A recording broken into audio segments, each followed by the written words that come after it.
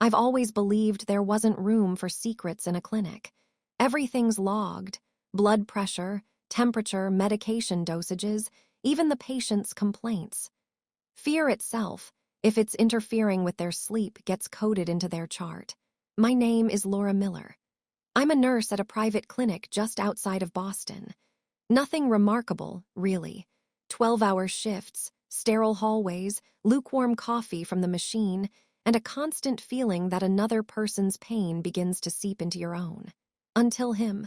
He was brought in late one evening near the end of my shift. A man, maybe 40. No identification, no phone, no family to meet him. Temporary admission, the doctor said, flipping through the paperwork. Observation. He didn't look sick. No visible injuries, no signs of a struggle, just his gaze. It was intensely focused, unsettlingly attentive. I was pushing his gurney down the hallway, and I could feel his eyes tracking his reflection in the glass partitions. "What's your name?" I asked, filling out the admission form. There was a long pause before he replied. "Is that important?"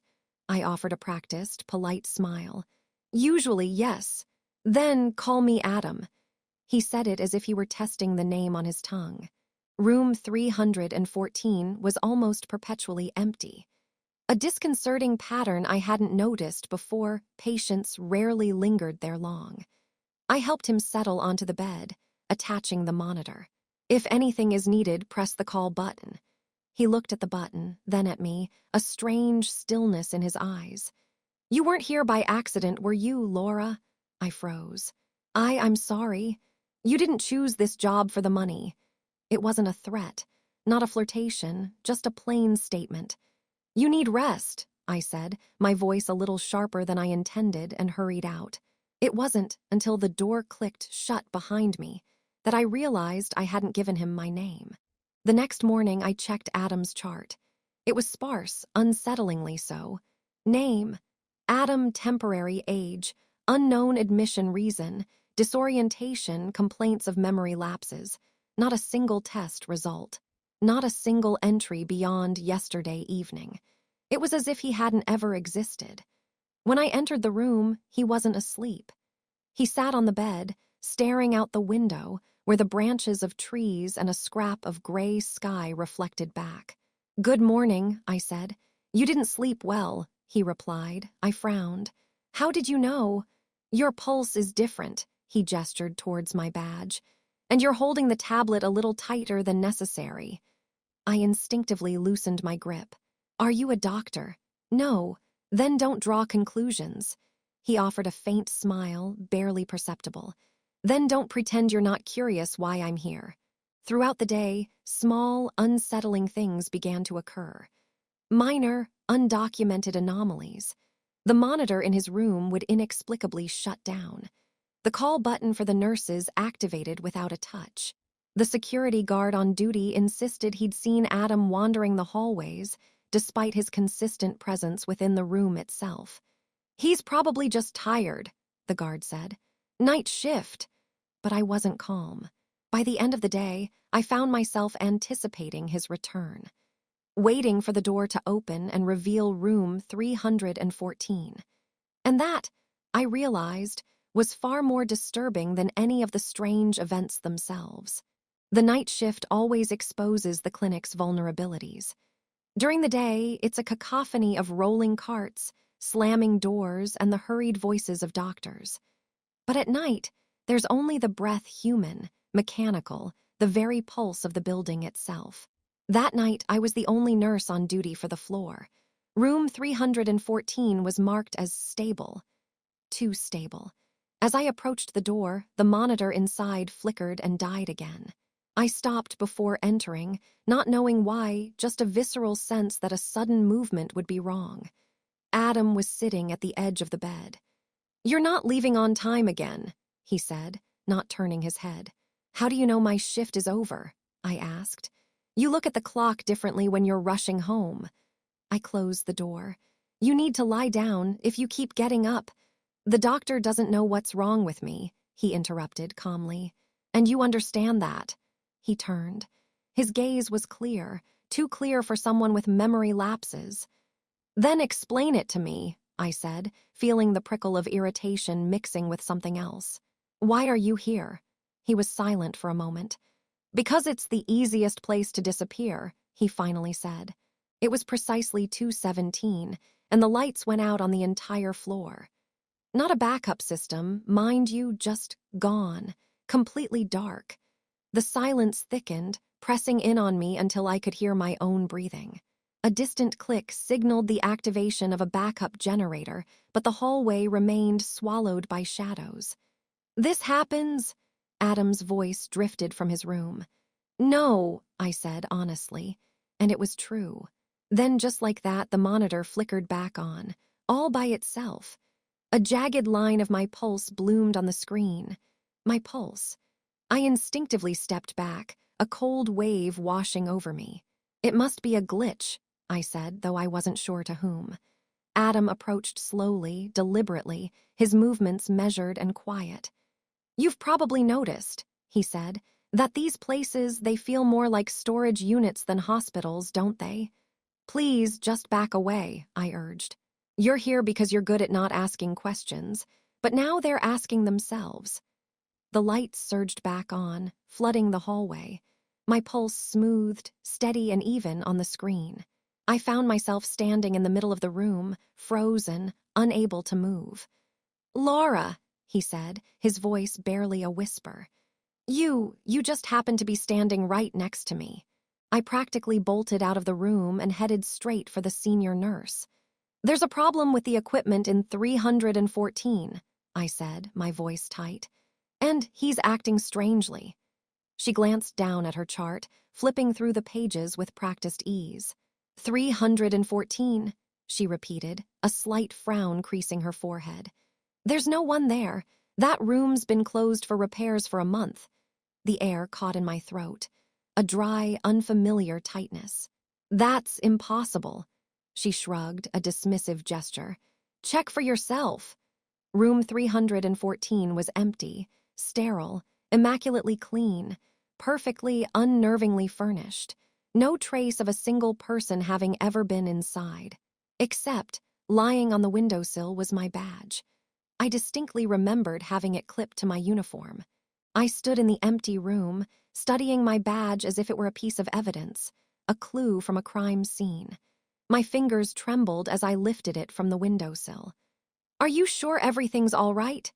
The senior nurse's voice drifted from the hallway. You've gone quite pale. Yes, I lied, the word tasting like ash in my mouth. Just a little low blood pressure. She moved on, dismissing me without a second glance. And that, more than anything, was terrifying. The clinic wasn't responding. It was as if it had simply forgotten I was there. I checked the patient registry myself. 314 closed, no access logs, no mention of Adam. But I remembered his voice, his gaze, his unsettling calm, and the way he knew my name. I found myself in the staff room, unlocking my locker. Inside, resting on top of my uniform, was a folded piece of paper. The handwriting was neat, unfamiliar. You're searching for proof in places where it isn't left. Look deeper in the archives. The note read. The archives were located in the old wing of the clinic. Hardly used digital copies were considered sufficient. I told myself I was doing this out of professional curiosity, but it was fear. Pure, icy fear. Dust, metallic cabinets. The cold, unwavering glare of fluorescent lights. I unearthed the hospital registry from 5 years past, and there listed amongst the staff was my own name. Laura Miller, RN. Date, 3 years ago. At that time, I didn't work here, or at least that's what I'd convinced myself. My heart slammed against my ribs. I turned the pages. 314 Special Observation Ward, restricted access. Patient, Adam Rose. Status, deceased. Date of death, precisely 3 years ago. A jolt ripped through my mind, sharp, agonizing. Night shift. Equipment malfunction. A patient who couldn't be transported. A decision made too quickly. I remembered the shriek of the machine, and the silence that followed. I recoiled from the table. No, I whispered, the word a strangled plea. When I raised my eyes, Adam stood at the entrance to the archive. "Memory, it's a strange thing," he said calmly. "It protects us until it can't. You're dead." My voice cracked. "Yes," he nodded, "but not gone." He took a step closer. "You chose the protocol, not the man." I closed my eyes. "I didn't know." "You decided," he corrected gently. "And you carried on." "Why are you here?" I asked, my voice trembling. Adam looked at me, a flicker of something akin to regret in his eyes. "Because now you are the patient, Laura." And somewhere, deep within the clinic, a siren wailed. The alarm was quiet, insistent. Not a siren, just a low hum, the kind they only activated for serious technical glitches or, God forbid, something psychiatric. "It's not for me," I said, more to myself than to him. Adam didn't move. He stood there, remarkably still, almost with a kind of pity, like a doctor facing a patient about to be told devastating news. "You always react this way," he said, denying it until the system's already made its decision. "What system?" I clenched my fists. "You're dead. You're a file in an archive, a hallucination." "Then why are you reading my records instead of your own?" he asked, his voice remarkably gentle. The words landed with a sharper impact than any accusation. Two orderlies and the night doctor, Dr. Klein, came down the hallway. I recognized him instantly. I'd known him for years. "Laura," he said, his voice calm. "Let's sit down."